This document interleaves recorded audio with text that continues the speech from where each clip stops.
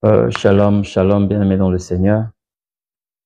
Que l'Éternel Dieu vous bénisse de partout où vous êtes en train de nous suivre.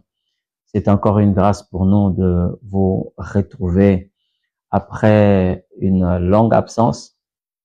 Nous voici encore dans la présence du Seigneur et nous voulons partager des moments agréables dans sa présence.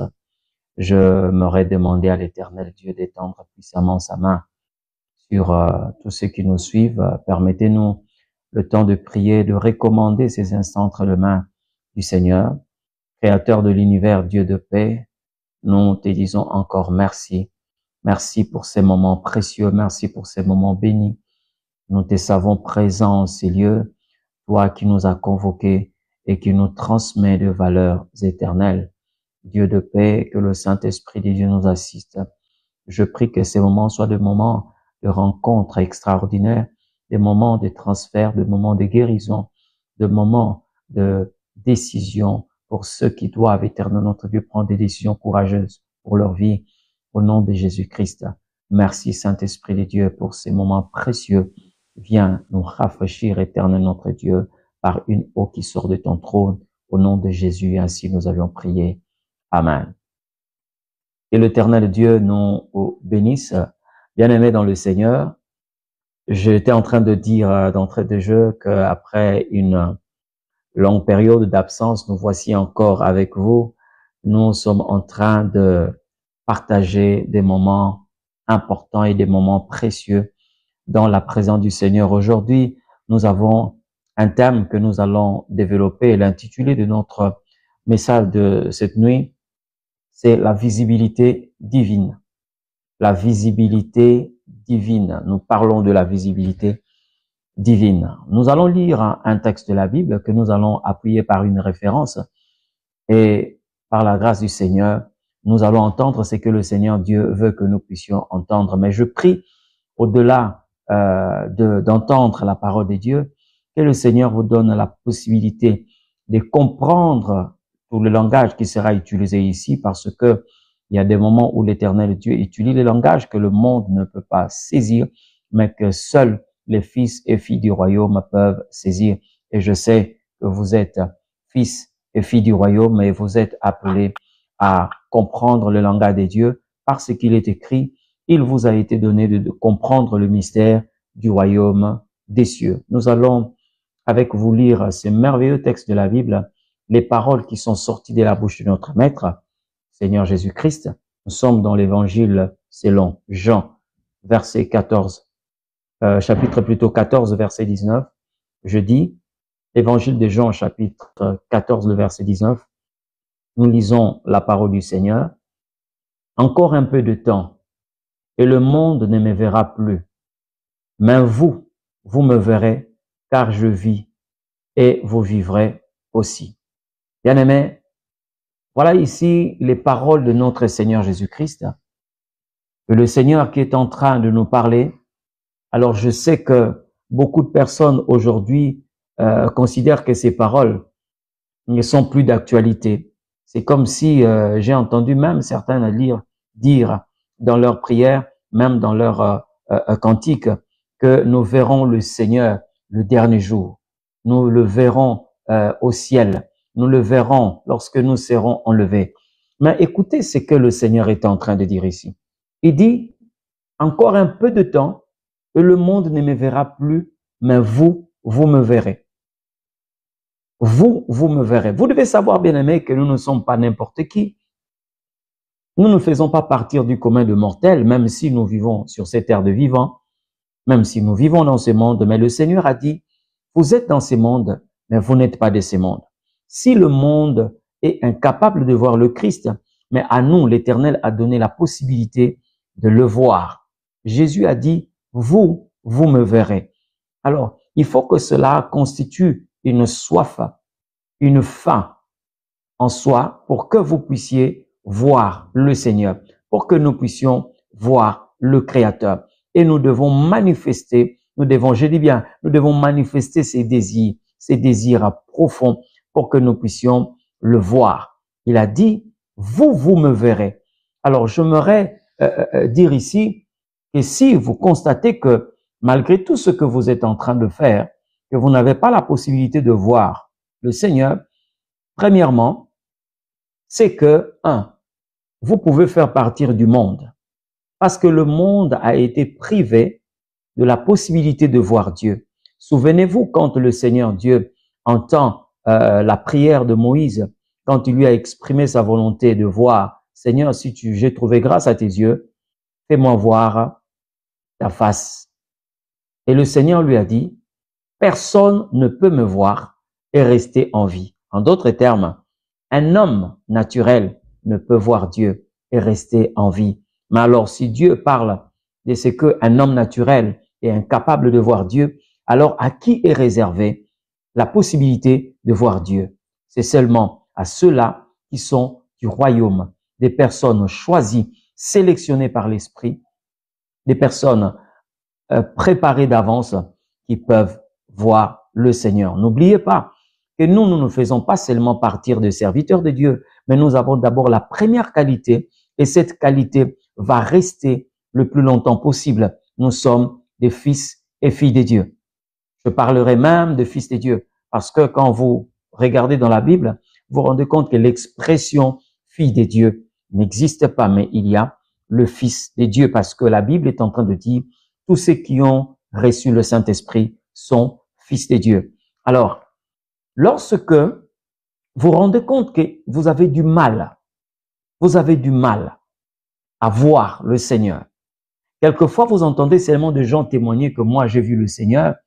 Vous entendez beaucoup de personnes témoigner, moi, j'ai vu Dieu dans ma vie, j'ai vu le Seigneur dans ma marche chrétienne. Il y a autant de fois. Quelquefois, vous vous posez la question de savoir, mais comment cela se passe? Parce que moi, je n'ai jamais vu Dieu.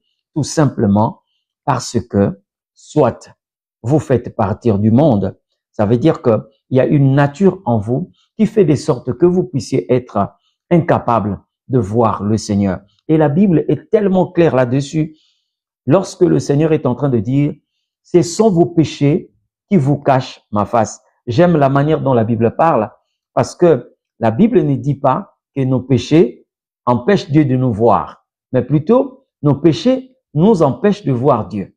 Alors, si vous demeurez encore dans le monde, il est impossible que vous puissiez voir le Seigneur. Vous voyez, la rencontre d'un homme naturel avec Dieu, je parle ici de celui qui s'appelait Saul de Tarse, mais qui, après, est connu comme étant Paul, serviteur de l'Éternel. Vous voyez, lorsque, dans sa nature pécheresse, lorsque Saul a vu Dieu, la Bible dit, il est tombé de son cheval, du haut de son cheval, il est tombé à terre. Non seulement ça, mais il est devenu complètement aveugle.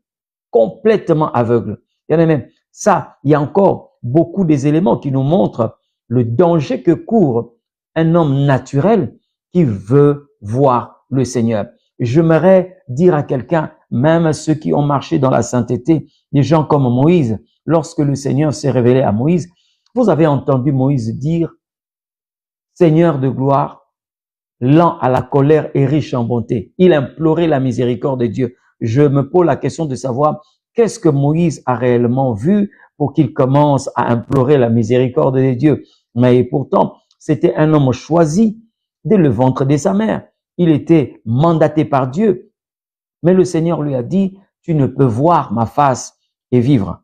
Alors, ici, nous sommes en train de parler sur la visibilité divine. Vous savez, nous sommes dans une génération où les gens peuvent passer beaucoup de temps en prière seulement pour voir, avoir l'argent, pour voir leur vie s'ouvrir financièrement, pour voir les opportunités s'ouvrir dans leur vie, pour voir la santé, pour avoir la santé, le mariage et tout ce que vous connaissez. Aujourd'hui, nos églises sont pleines de ces genres de personnes.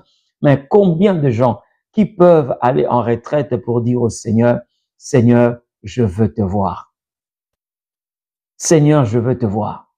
Beaucoup sont gagnés par le désir de vouloir seulement posséder ce que Dieu a comme bien. Et ceux qui veulent avoir de l'argent, je ne suis pas contre le fait d'avoir de l'argent, je ne suis pas contre, mais sauf que ça ne doit jamais constituer une priorité. Et le Seigneur dit dans sa parole, recherchez premièrement le royaume et la justice et Dieu, et toutes ces choses vous seront données par-dessus tout. Vous comprenez un peu? Donc, le Seigneur nous veut d'abord comme étant fils et filles du royaume. Mais si nous sommes habités par le désir d'avoir d'abord de l'argent, le travail, et des maisons, des voyages et tout ce que les gens cherchent, bien aimés, nous ne sommes pas différents du commun de mortels. Nous ne sommes pas différents de ceux de ces mondes. Mais or, lorsque nous sommes gagnés par le Saint-Esprit, il y a un feu qui brûle au-dedans de nous et ce feu est en train de nous pousser, je dis encore, ce feu nous pousse à chercher la face du Seigneur. Je m'aimerais dire quelque chose de très important par rapport à ces sujets. Vous savez, bien aimés, lorsque l'Éternel Dieu nous excite à le chercher, nous avons déjà la garantie de le trouver parce que lui-même a manifesté la volonté de se révéler. Dieu est celui qui provoque une soif que lui-même étanche. Dieu est celui qui provoque un besoin que lui-même comble.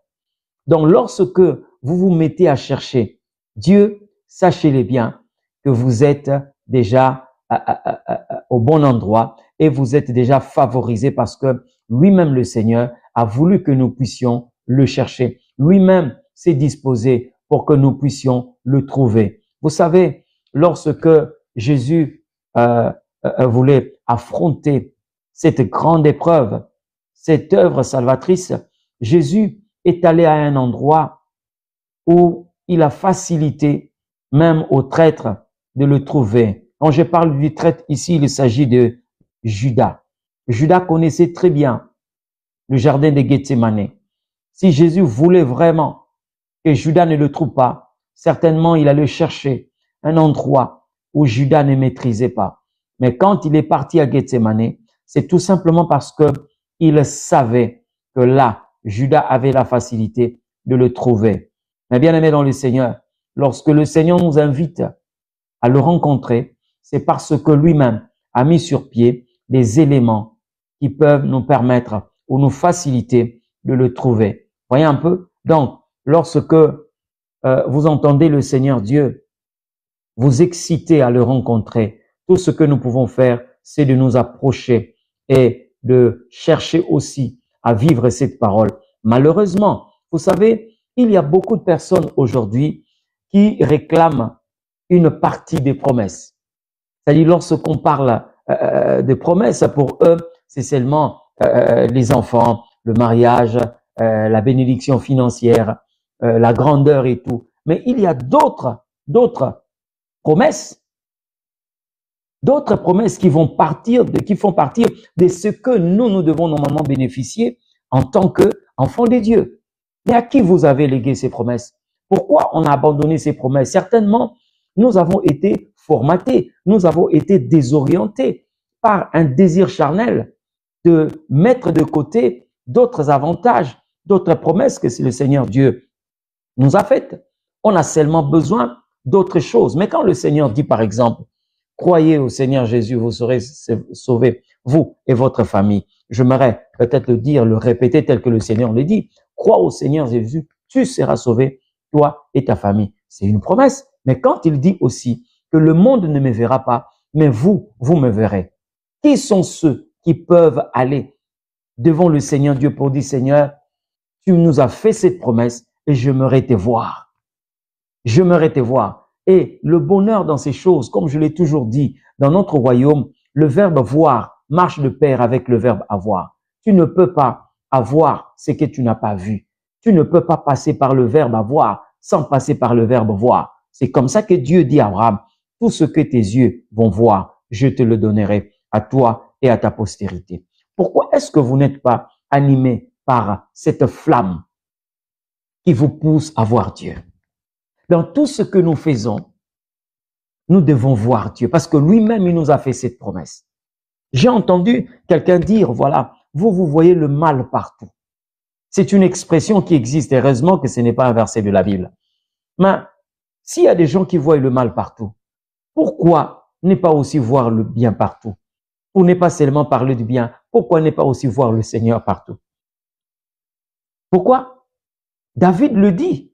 Même si certaines personnes ne pénètrent pas ces versets de cette façon, David dit, où fuirai-je loin de ta face? Il est en train de montrer que dans toutes les possibilités, Dieu est présent. Il dit, où fuirai-je loin de ta face?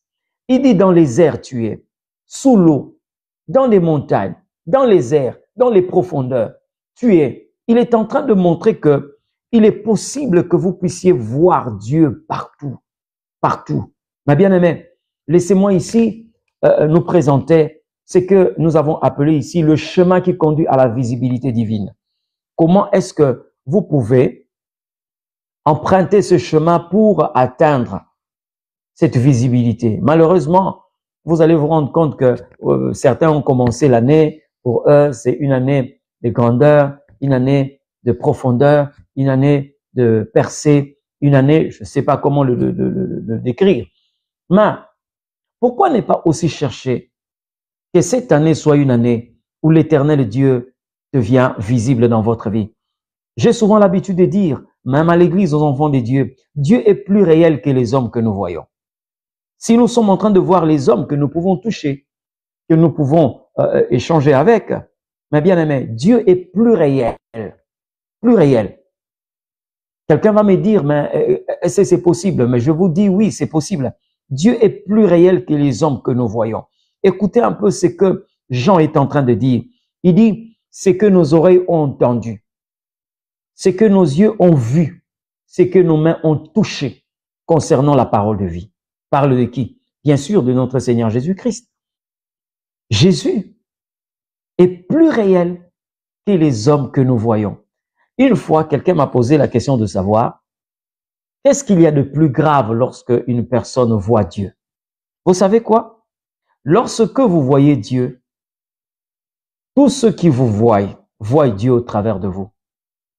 Tel que vous êtes là, si vous êtes en train de fixer un objet, celui qui regarde dans vos yeux, dans la rétine, voyez, le noir là, voilà, cette pupille là. Lorsque quelqu'un voit dans votre pupille, il est en train de voir ce que vous êtes en train de voir. Donc, il y a de bonheur lorsque nous voyons Dieu. Dieu finit par être visible au travers de nous. Et c'est comme ça que lorsque Isaac va se retrouver parmi les païens, eux qui n'étaient pas des prophètes, ils ont dit, nous avons vu que l'Éternel est avec toi. Nous avons vu que l'Éternel est avec toi. Voyez un peu?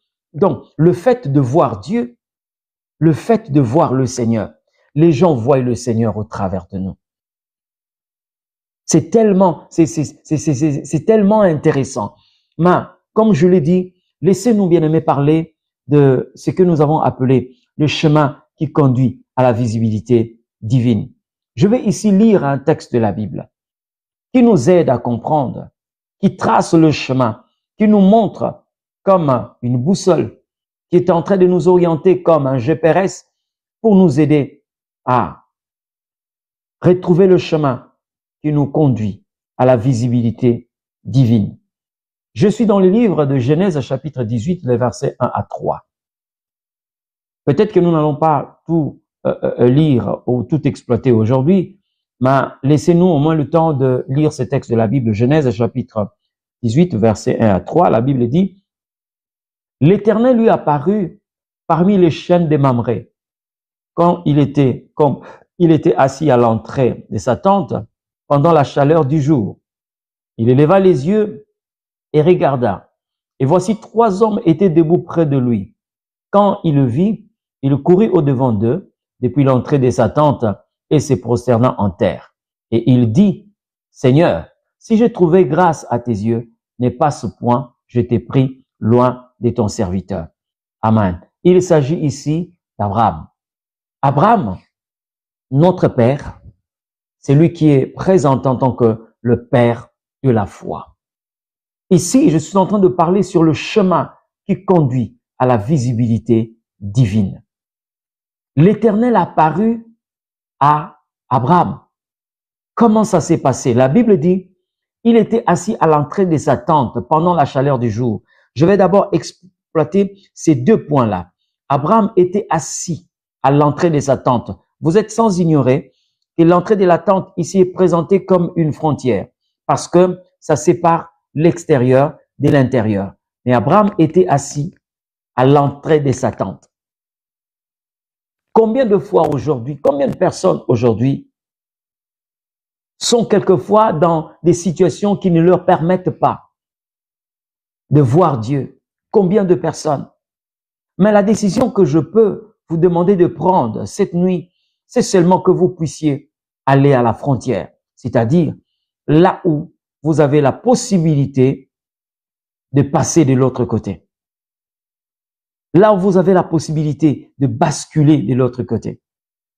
Bien-aimés, dans le monde, il est difficile. Mais lorsque vous commencez à prendre des positions pour vous faciliter d'entrer dans le royaume, soyez ne fût-ce qu'à la porte. Soyez ne fût-ce qu'à la porte. Parce que même le Seigneur est en train de nous enseigner le bienfait de cette position. Il est dit dans le livre d'Apocalypse, voici, je me tiens à la porte et je frappe. La porte, c'est le lieu plutôt des échanges entre l'intérieur et l'extérieur. Vous êtes pleinement dans ce que le Seigneur Dieu est en train d'interdire dans votre vie. Vous êtes ancré dans le monde, vous êtes ancré dans la mondanité.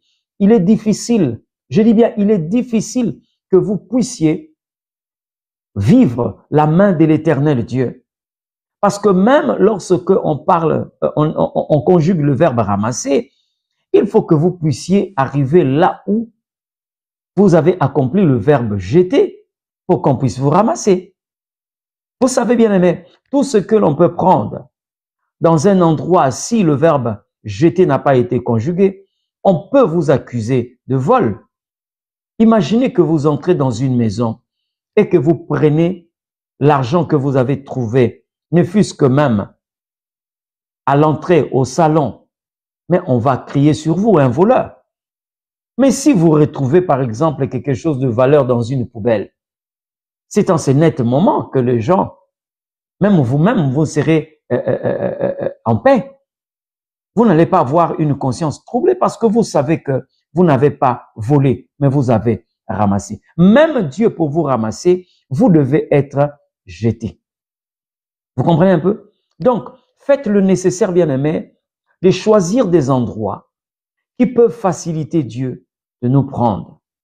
C'est vrai, il ne nous appelle pas en tant que saints, mais il nous appelle en tant que personnes ou ces créatures acceptées d'abandonner telle ou telle autre chose pour que lui puisse nous ramasser. Bien-aimés dans le Seigneur, Abraham était assis à l'entrée de sa tente. Je l'ai bien dit, il était en un lieu qui doit être considéré comme une frontière, l'intérieur et l'extérieur de la maison. Combien de personnes aujourd'hui sont en train de chercher l'intervention divine? Mais où est-ce que vous voulez recevoir cette intervention? Où est-ce que vous voulez bénéficier de cette intervention? Vous êtes loin d'un endroit où l'Éternel Dieu veut que vous puissiez être. Écoutez, ce dont nous sommes en train de parler cette nuit, c'est comme quelqu'un qui veut prendre un vol.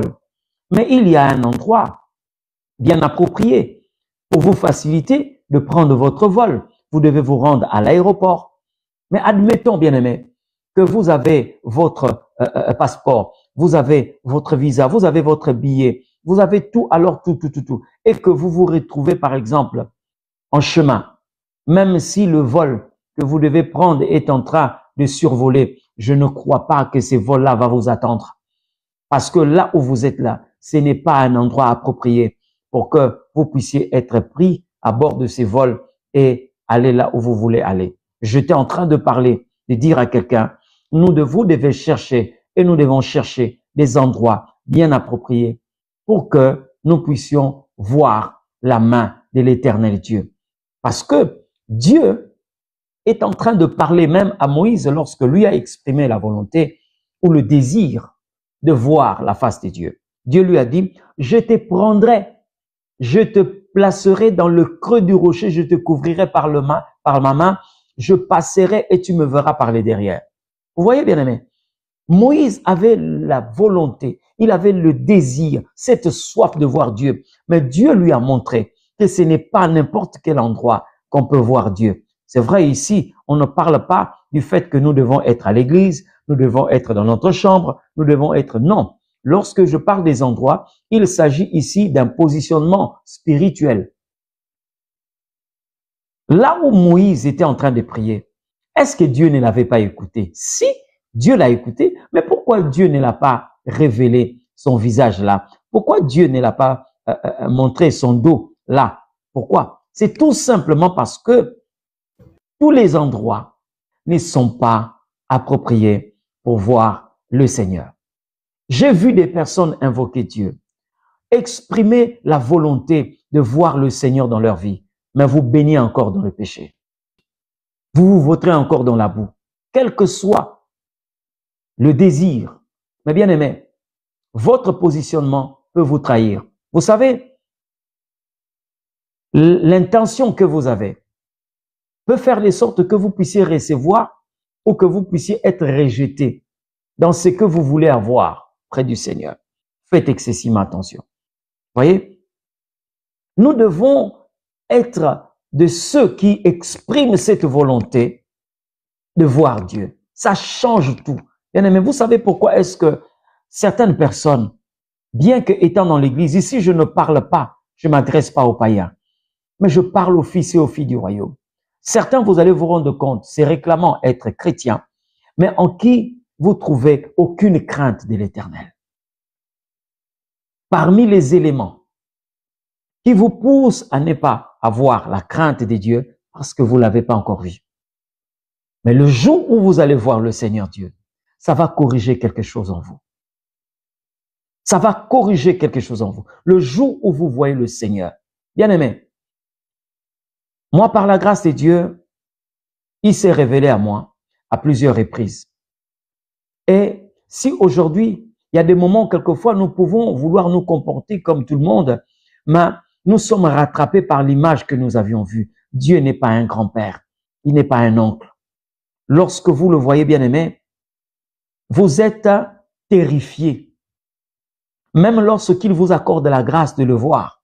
Mais vous sentez que ce n'est pas quelqu'un avec qui vous pouvez blaguer. Dieu n'est pas un homme. Le jour où je l'ai vu pour la première fois, j'ai compris deux choses. Premièrement, le passage où Dieu dit à Moïse, personne ne peut me voir et rester en vie. C'est parmi les expériences, même si bien aimé, aujourd'hui ça fait quelques années, mais je m'en souviens encore comme si c'était le matin. Je m'en souviens encore comme si c'était à 15 heures aujourd'hui. J'avais la chair de poule partout. Je ne sais pas comment appeler cela, mais c'était tellement costaud, tellement costaud. Ces boutons étaient tellement grands que je ne sais pas si je peux appeler ça une chair de poule, mais chose curieuse, j'en avais même dans la paume de mes mains. Même dans la paume de mes mains, sous mes pieds. C'était partout. J'avais des yeux ouverts, mais je ne pouvais pas me lever. Je ne savais rien faire. Mais au-dedans de moi, j'étais dans ma chambre, mais j'étais en train d'intercéder. Si quelqu'un pouvait entrer, ne fût-ce que m'asperger de l'eau pour que je sorte de cette vision. Mais il était en train de parler. Vous comprenez? Donc, lorsque vous voyez Dieu, ça va corriger beaucoup de choses en vous.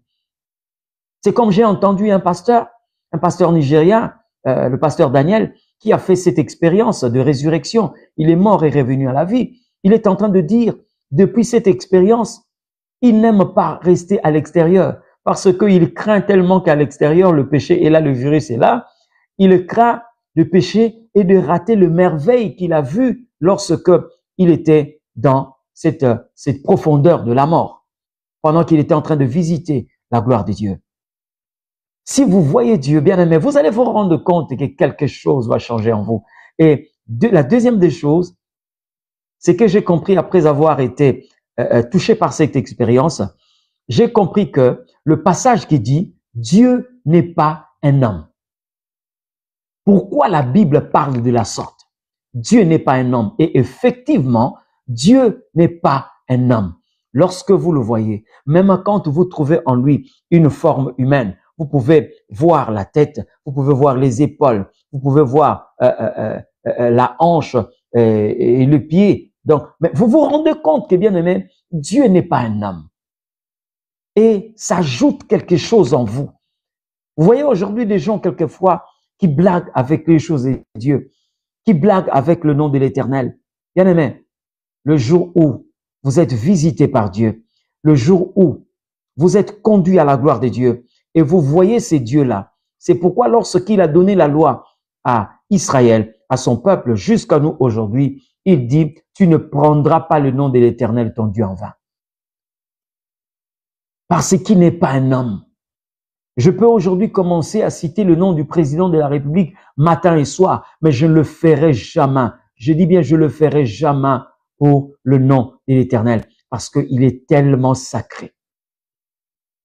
Ces noms-là est tellement sacré. Imaginez-vous, bien-aimés, vous n'appelez pas quelqu'un, mais vous dites seulement à un esprit mauvais, au nom de Jésus-Christ, et l'esprit part, il disparaît. Voyez, nous devons arriver à ces points-là. La visibilité divine. Voir Dieu. Lui-même, il a ouvert les portes. Mais aujourd'hui, les gens sont préoccupés à autre chose. Je suis en train de voir comme ceux-là qui ont délibérément, en eux-mêmes, ils ont refusé l'invitation que leur a donnée le roi. Une invitation que leur adresse le roi en disant, venez manger, j'ai tout préparé, venez, la salle est prête, la nourriture est prête, venez manger. Et ils ont dit, nous avons des choses à faire, nous avons d'autres chats à fouetter. Certains ont dit que voilà, moi je suis en train de m'occuper de mon champ que je viens d'acheter, moi je suis en train de m'occuper de mes bêtes que j'ai achetées et tout. Mais les gens n'étaient pas attirés, ils n'étaient pas flattés, ils n'avaient pas ces besoins-là, ils n'étaient pas en train d'exprimer ces désirs-là, de voir le roi qui les a appelés. Mais je suis en train de parler à quelqu'un, ne sois pas parmi ces gens. Ne sois pas parmi ces gens et ne vis pas comme ce genre de personnes. Parce que nous sommes gagnés par le désir de voir le Seigneur. Je continue ce texte de la Bible qui est en train de nous montrer comment est-ce que Abraham est arrivé jusqu'à voir Dieu. Je l'ai dit, il était assis à l'entrée de la porte. Est-ce que vous savez qu'il y a des choses, bien-aimés, que vous devez abandonner? Je suis en train de considérer un peu la position qu'occupait Abraham. Il était certainement dans la maison et il va arriver à l'entrée de la porte. C'est comme si quelqu'un qui voulait sortir de la maison. N'oubliez pas que dans la vie d'Abraham, à chaque instant que Dieu veut lui faire expérimenter quelque chose, il lui demande toujours de sortir. Il a demandé à Abraham de quitter la maison de son père, sortir de sa patrie. Vous voyez? Et finalement, Abraham est sorti. Mais plus tard encore, Abraham, Dieu lui a demandé de sortir de sa maison. Là où Dieu lui a dit, regarde en haut, qu'est-ce que tu vois? Je vois les étoiles. Quelle sera ta postérité? Mais on ne peut pas voir les étoiles dans la maison. Il faut sortir de la tente. À leur époque, ils avaient des tentes. C'est pas comme aujourd'hui, quelqu'un peut se donner le plaisir de mettre, je sais pas, de baies vitrées, hein, dans son salon ou comment, la possibilité de voir le ciel. C'était pas comme ça. Mais Abraham, Dieu lui a demandé de sortir de sa maison. Et là aussi, pour expérimenter cette visitation, Abraham devait sortir parce que là, il est à l'entrée de sa maison. Bien-aimé, je crois qu'il y a un appel que Dieu est en train de lancer ici à quelqu'un qui est en train de me suivre. Il y a des choses que vous devez abandonner. Je suis en train de voir, bien-aimé, vous êtes en train de prendre une décision pour sortir d'une certaine situation, pour sortir d'un péché, d'une vie que l'Éternel est en train de condamner dans votre vie. Vous savez, il n'y a pas quelque chose qui peut vous procurer la paix comme votre propre conscience. Il y a aujourd'hui des gens qui ne sont pas en paix. Lorsque vous pensez ce que vous faites, lorsque vous pensez la vie que vous êtes en train de mener, vous vous rendez compte que réellement, vous n'êtes pas en paix. Il y a des prédications que nous suivons avec beaucoup de paix. Il y a des prédications que nous suivons nous sommes tranquilles quelquefois sur le fauteuil. Mais il y a des prédications, bien aimés. Lorsque vous écoutez, quand vous vous rendez compte que vous n'êtes pas en paix avec le Seigneur Dieu, ça devient une occasion pour que vous puissiez avoir une conscience troublée.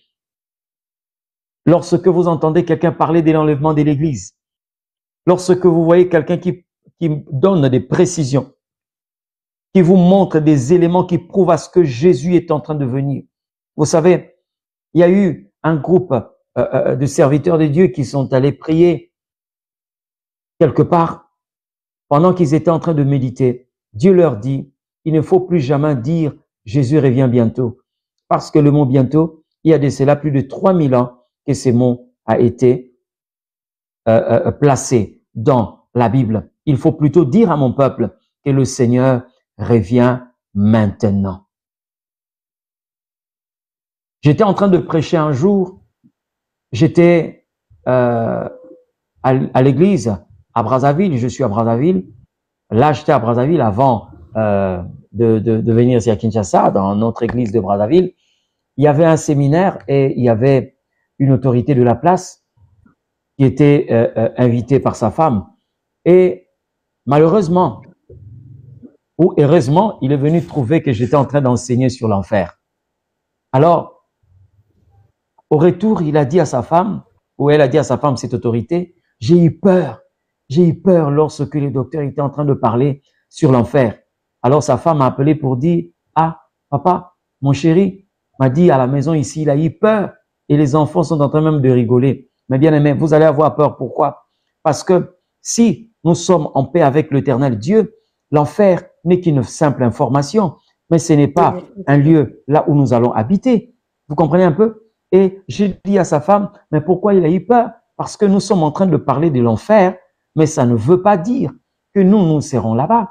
Cette information nous pousse à prendre des décisions ou encore une direction pour nous éviter l'enfer. Vous comprenez un peu? Donc, il y a de ces choses lorsque vous vous rendez compte que vous êtes dans la duplicité, vous êtes dans le mensonge, vous êtes dans la cupidité, vous êtes dans la sorcellerie, dans l'ivrognerie, vous comprenez un peu? Lorsqu'on parle de ces genres de choses, ça vous met vraiment mal à l'aise.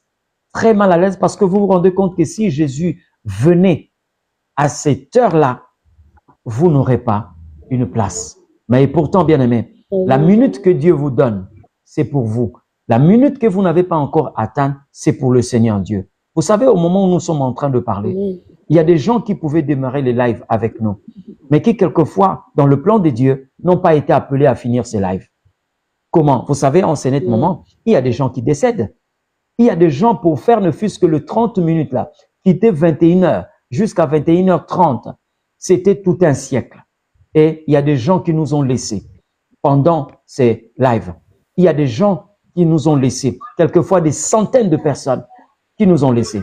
Vous comprenez un peu? Donc le temps que Dieu vous donne, c'est votre temps. Ce que vous avez là, c'est votre temps. Ce que vous n'avez pas encore atteint, ce n'est pas votre temps. Alors il faut arranger la vie. Il faut que nous puissions nous préparer. Chaque moment, chaque jour, chaque minute, chaque heure, voire même chaque seconde. Abraham était à l'entrée de sa tente. Moi, je sais que vous avez ici une position que vous devez adopter. Vous devez sortir de quelque part. Vous devez abandonner quelque chose pour vous rendre quelque part. Sachez-le bien, bien-aimés, la rencontre avec Dieu, il y a toujours un sacrifice. Les gens qui ne sont pas prêts à sacrifier ne peuvent pas rencontrer le Seigneur. Parce que lui a quitté le ciel pour la terre, pour nous sauver. Et nous, qu'est-ce que nous avons quitté pour le rencontrer? Qu'est-ce que vous avez quitté pour rencontrer le Seigneur? Aujourd'hui, vous pouvez le dire, Seigneur, je veux te rencontrer. Mais sachez-le bien, lui, il a abandonné le trône. Il est venu sur la terre. Mais vous aussi, vous devez abandonner quelque chose pour venir là où le Seigneur Dieu vous attend. Peut-être de la distraction. Est-ce que vous êtes en train d'entendre ce qu'il est en train de dire? Venez à moi, vous tous qui êtes fatigués et chargés. Il dit bien, venez à moi. Donc nous devons quitter, nous avons des choses que nous devons quitter. Ne ressemblez pas aux sycomores. Lorsque vous regardez la vie de Zachée, Zachée et les sycomores étaient au même endroit. Le sycomore a même aidé Zachée à voir le Christ. Mais chose curieuse, quand Zachée a continué avec le Seigneur, le sycomore est resté. Vous comprenez? Lorsque Zachée est parti avec le Christ, le sycomore est resté. Et pourtant, les deux étaient au même endroit. Prenons le sycomore comme une personne. Parce que nous avons des gens comme ça, qui peuvent nous aider quelquefois à voir le Christ.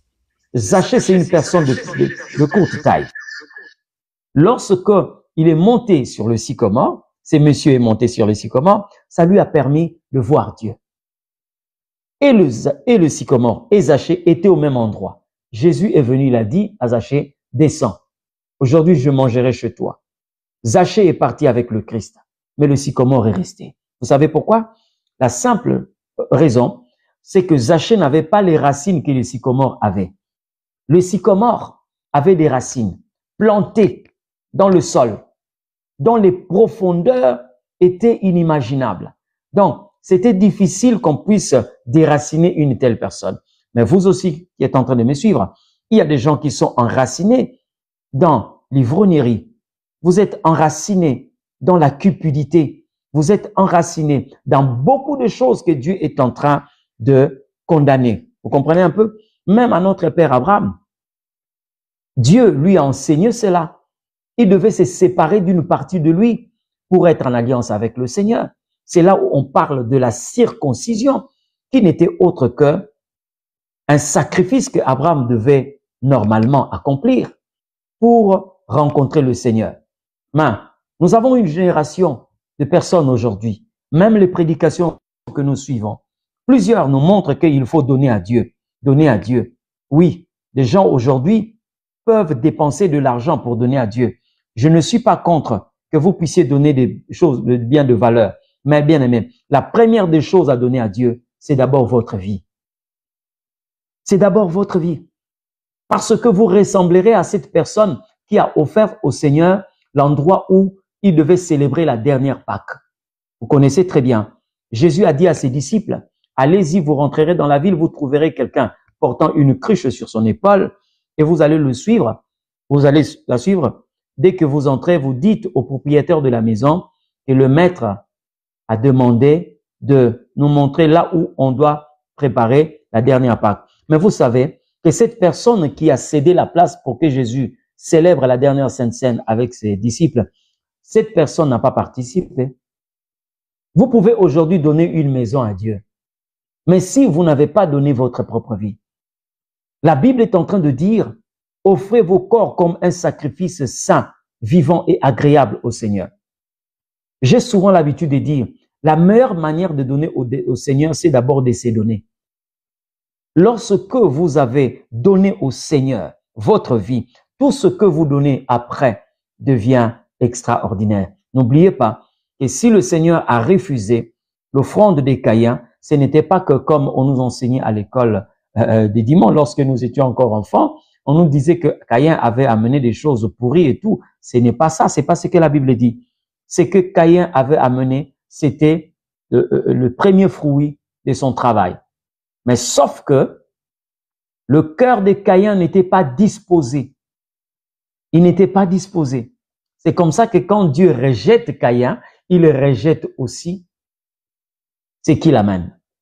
Alors, bien aimé, nous devons faire excessivement attention. Très attention, très attention. Alors, je dis, Abraham était à l'entrée de sa tente. Vous devez sortir de quelque part.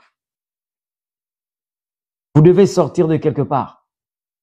Je vois une personne comme Rahab dans la Bible. Rahab n'a pas saisi la grâce tout en étant prostituée. Non. Elle a abandonné la prostitution. C'est comme ça qu'elle a saisi cette grâce. Je vois la femme samaritaine. La femme samaritaine n'est pas restée prostituée.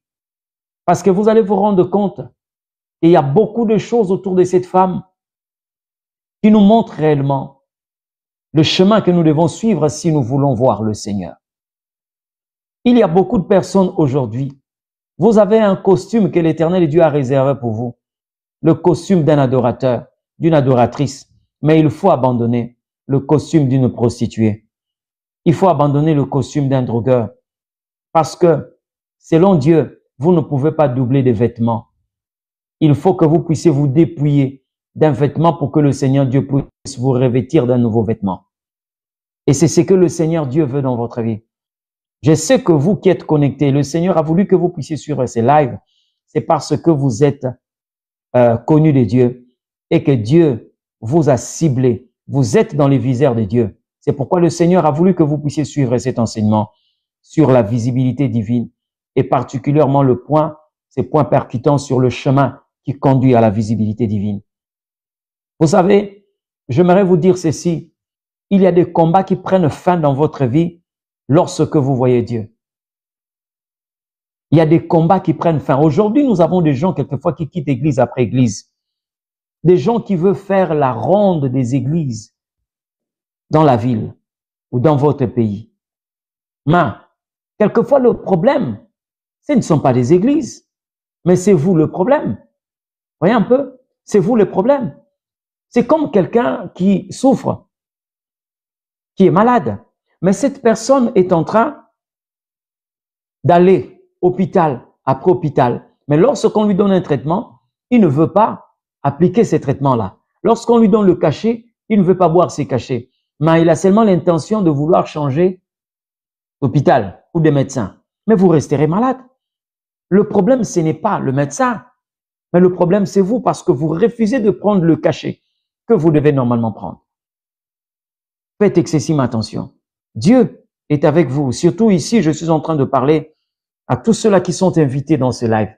Dieu ne vous a pas connecté à ces lives pour rien. Vous avez un destin et un destin puissant que vous devez normalement comprendre et vous appliquer par rapport à ces desseins.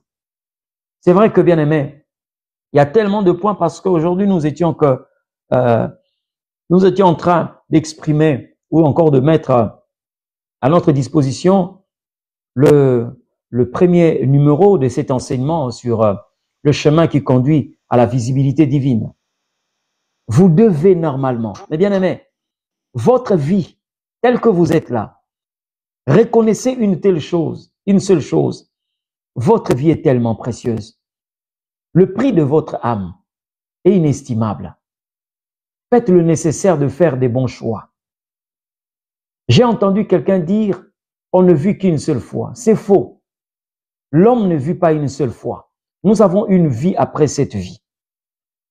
Mais si le Seigneur est en train de vous parler, parce qu'il sait et qu'il a réservé quelque chose de tellement important dans votre vie, et il veut que vous puissiez agir bien avant qu'il soit trop tard. Quand je parle ici, arriver trop tard, je ne parle pas seulement de la mort. Non, non. Mais je parle de moments où quelquefois, Dieu ne s'occupe plus de vous comme il pouvait s'occuper de vous. Vous savez, à un certain moment de la vie, lorsque vous commettez un péché, vous ne ressentez rien, vous n'avez aucune réprimande et tout, en ces moments-là, bien aimé, vous vous rendez compte que il n'y a plus d'intérêt. Et c'est comme ça que quand vous lisez la parole de Dieu, le Seigneur dit ceci, que celui qui s'essouille davantage. Il y a des gens qui ont atteint cette dimension-là. Ils ont atteint un niveau de non-retour. Et il ne faut pas que ça soit le cas pour vous. Que vous puissiez devenir insensible à la parole du Seigneur. Que vous puissiez revêtir le gilet qui repousse la parole du Seigneur. C'est comme ça que vous verrez lorsque on est en train de prêcher. On peut citer quelquefois votre péché, mais votre réaction, c'est le sourire. Or, en réalité, on est en train de toucher ce qui devait normalement vous attrister. Mais tellement que vous avez revêtu le gilet par parole, comme je l'appelle, bien aimé, ça devient compliqué. Même lorsque on touche à votre péché, la réaction, c'est le sourire. La réaction, c'est des rigolades. Or, en réalité, vous êtes en train de mourir à petit feu. Dieu veut que vous puissiez sortir de quelque part. Aujourd'hui, le premier point que nous avons eu à épingler, c'est que nous devons sortir de quelque part. Dieu veut que vous puissiez sortir de quelque part. Sors de la masturbation, bien-aimé dans le Seigneur. Sors de la cupidité. Sors de tout ce qui te fait ennemi de Dieu. Sors des ennemis. Sors de la rancune. Sors de tout ce que Dieu est en train de condamner. Vous voyez de certaines personnes, vous êtes là, une très belle femme, un très beau garçon, un bel homme, mais lorsqu'on regarde dans votre cœur, c'est une prison où les gens sont enchaînés parce que vous n'avez pas la possibilité d'accorder le pardon à ceux qui vous ont fait du mal. Vous avez une prison là, dans votre cœur, des gens que vous ne voulez pas pardonner. Ça fait 4 ans, 5 ans. J'ai entendu même quelqu'un, on m'a dit que non, cette personne prie. Elle a dit à une personne, toi et moi, nous allons seulement causer au ciel. De quel ciel vous parlez? Vous prenez la décision de garder une rancune jusqu'à votre mort. Quelle décision! Mais n'oubliez pas que vous aussi, bien-aimés, vous allez pécher. Et quand vous allez être surpris par un péché, vous aurez besoin de la miséricorde du Seigneur, du pardon de Dieu. Mais quelle est la condition pour obtenir le pardon de Dieu? C'est clair dans cet enseignement que le Seigneur nous donne dans la prière de notre Père. Il dit quoi? Pardonne-nous nos offenses comme nous pardonnons à ceux qui nous ont offensés. Lorsque vous refusez d'accorder le pardon à quelqu'un, en réalité, vous êtes en train de vous bloquer vous-même. Faites excessivement attention. Moi, je crois que c'est lui qui sait qu'il est faillible. C'est lui qui sait qu'il est un homme voué aux faiblesses ou à certaines faiblesses. Cette personne pardonne facilement. Parce que le pardon que j'accorde aux gens, c'est le pardon que l'Éternel Dieu va m'accorder. Premier point, vous êtes en train de poser beaucoup de questions, c'est vrai. Mais premier point pour que nous puissions réussir la visibilité divine, c'est ce chemin que nous voulons emprunter pour que le Seigneur Dieu se manifeste à nous. Bien-aimés, sortez d'abord de quelque part. C'est le point que nous avons exploité aujourd'hui. Sortez de quelque part. Abraham était à l'entrée de sa tente, c'est-à-dire qu'il était à la frontière. Il sortait de quelque part. J'ai parlé ici de l'histoire d'Abraham qui marche de pair avec le verbe sortir. Sors de ta maison, de ta patrie, et sors de ta patrie, de la maison de ton père. Sors de là où le Seigneur Dieu veut que tu puisses sortir. Abraham est sorti non seulement de sa patrie, de la maison de son père, il est sorti aussi de sa propre maison, là où il a vu les étoiles. Il fallait sortir. Voyez un peu, vous devez sortir de là, cette routine-là, cette stagnation-là. Ce que vous êtes en train d'appeler, c'est un défaut pour moi. Même le Seigneur le sait. Bien-aimés, faites attention. Ne commencez pas à construire une maison pour un péché que vous devez normalement abandonner. Ne commencez pas à loger un défaut que vous devez normalement abandonner. Vous savez, il y a des choses qui peuvent nous faire du mal ou des choses qui peuvent causer du mal dans notre vie, tout simplement parce que nous nous sommes attachés à ces choses-là. Vous vous êtes déjà posé la question de savoir pourquoi est-ce que Jonathan est mort? Et pourtant, Jonathan, le fils de Saül, je parie ma tête, je l'ai dit ici, bien aimé, en connaissant de cause, Dieu ne reprochait rien à Jonathan. C'était un homme que Dieu aimait beaucoup. L'amour que plutôt David avait pour Jonathan, Dieu aimait aussi Jonathan. Mais la mort de Jonathan est causée par le fait que Jonathan s'est attaché à quelque chose que Dieu avait rejeté. C'était qui? Son père Saül. Jonathan va s'accrocher à Saül, un homme que Dieu a déjà rejeté. Et comme Dieu l'a rejeté, il a partagé le même sort que cet homme. C'est comme ça que, bien aimé, vous risquerez de connaître, d'avoir la même vie que cette chose que l'Éternel Dieu a déjà rejetée. La jalousie excessive que vous avez montre à suffisance que vous avez besoin de vous désolidariser de ce que vous appelez c'est ma nature. Or, en réalité, c'est un défaut. C'est le péché. que vous devez abandonner. Voilà, bien-aimés. Alors, nous avons été heureux de vous avoir parmi nous. Je ne sais pas, vous qui nous suivez, s'il y a quelqu'un qui a une question à poser, nous sommes là. Oui, oui. Vous pouvez poser des questions, ça ne pose pas de problème. Nous pouvons répondre à 2 ou 3 questions avant que nous puissions prier par rapport à cette matière, bien sûr.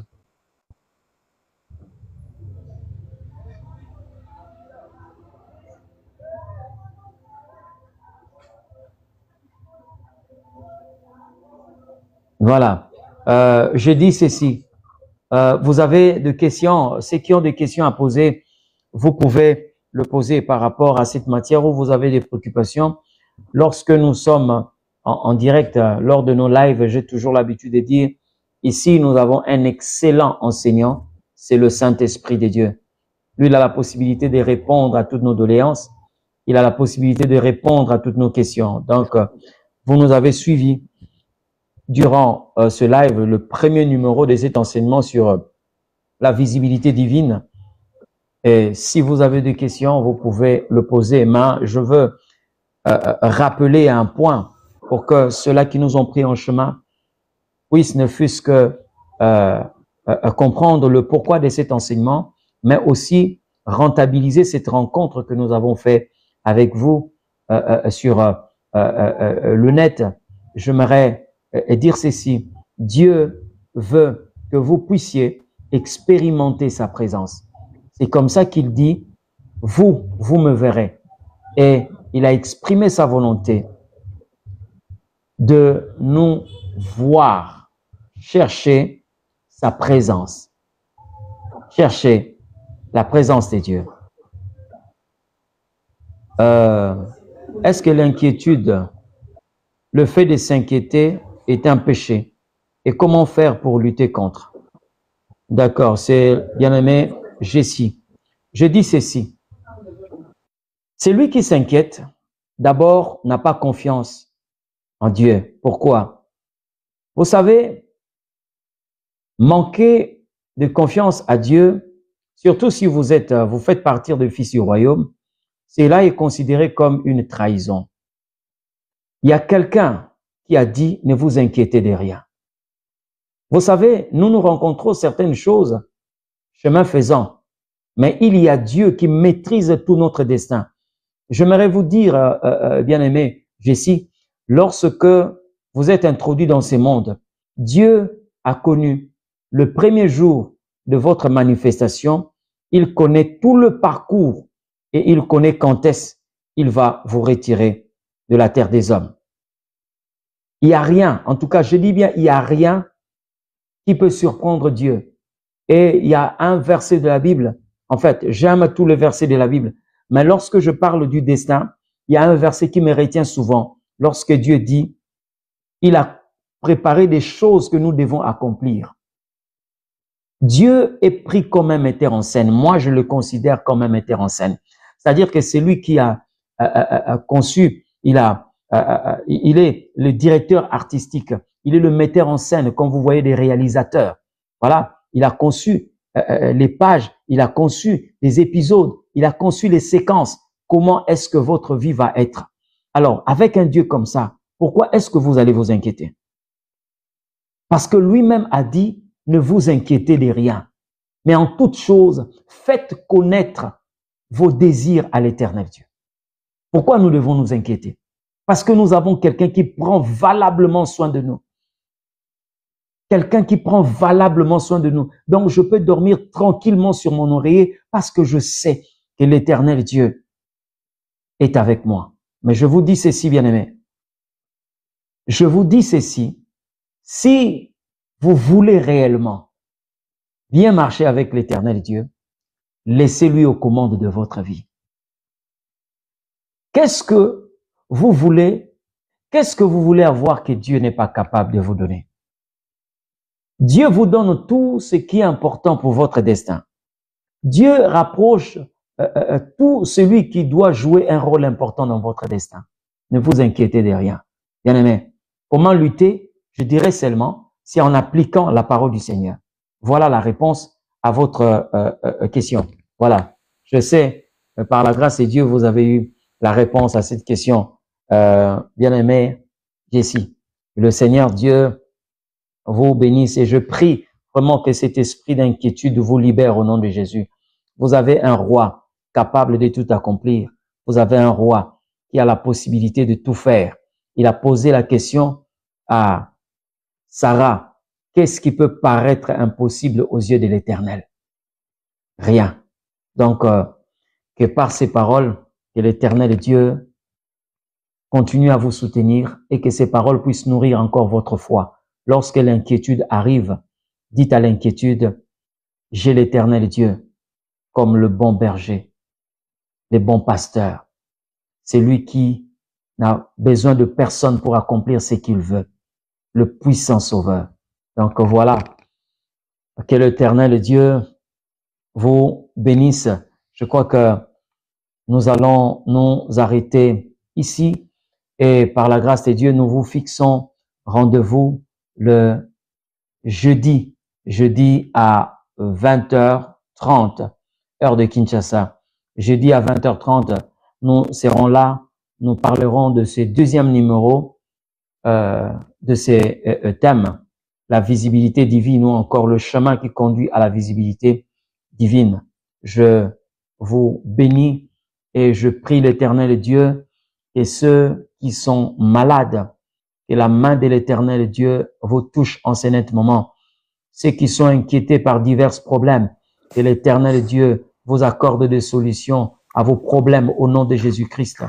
Et tout ce qui est attaque de l'ennemi en ce net moment soit avorté par la puissance du nom de Jésus-Christ. Je prie que votre sommeil soit une opportunité pour vous de voir le Seigneur Dieu. Que cette nuit soit une nuit de visitation. Dans le nom de Jésus. J'aimerais encore dire à quelqu'un, il y a un abonnement céleste. Oui, c'est encore ouvert. Et le ciel est ouvert au-dessus de vous, afin que vous puissiez être pénétrés par la grâce et la faveur divine. Dans le nom de Jésus. Que la maladie libère votre corps, car il est écrit que le corps de l'homme est le temple du Saint-Esprit. Votre corps n'est pas un logement pour une maladie quelconque. Votre corps ne doit pas être habité par une attaque quelconque au nom puissant de Jésus-Christ. Je condamne l'oppression. Je chasse le mari et la femme de nuit au nom puissant de Jésus-Christ. Je déclare que vous êtes une propriété divine. Le Seigneur a déclaré dans sa parole, ne touchez pas à mes oins et ne faites pas du mal à mes serviteurs. Soyez comblés, soyez bénis dans le nom puissant de Jésus-Christ. J'aimerais ici, bien-aimés, vous montrer ou encore vous annoncer un cantique merveilleux, chanté par notre bien-aimée maman Hélène Mavungu, qui a chanté L'amour de ma vie, tiré de l'album L'amour infini. Donc, vraiment, c'est une excellente œuvre ou un excellent chant. Vous pouvez découvrir cela et je vous demanderai, bien aimé, si vous voulez écouter cet extrait, vous pouvez vous abonner sur sa chaîne YouTube Hélène Mavungu TV ou encore vous abonner sur sa page Facebook Hélène Mavungu Moke ou encore sur sa page TikTok Hélène Moke. Vous allez découvrir cette chanson, cette merveilleuse chanson, Jésus, l'amour de ma vie, dont nous sommes en train de vous promettre, elle est en train de nous promettre la sortie prochaine de cet album et nous serons vraiment, vraiment bénis. Que l'Éternel Dieu vous bénisse abondamment. Merci. À jeudi 20h30, si Dieu le permet. Merci.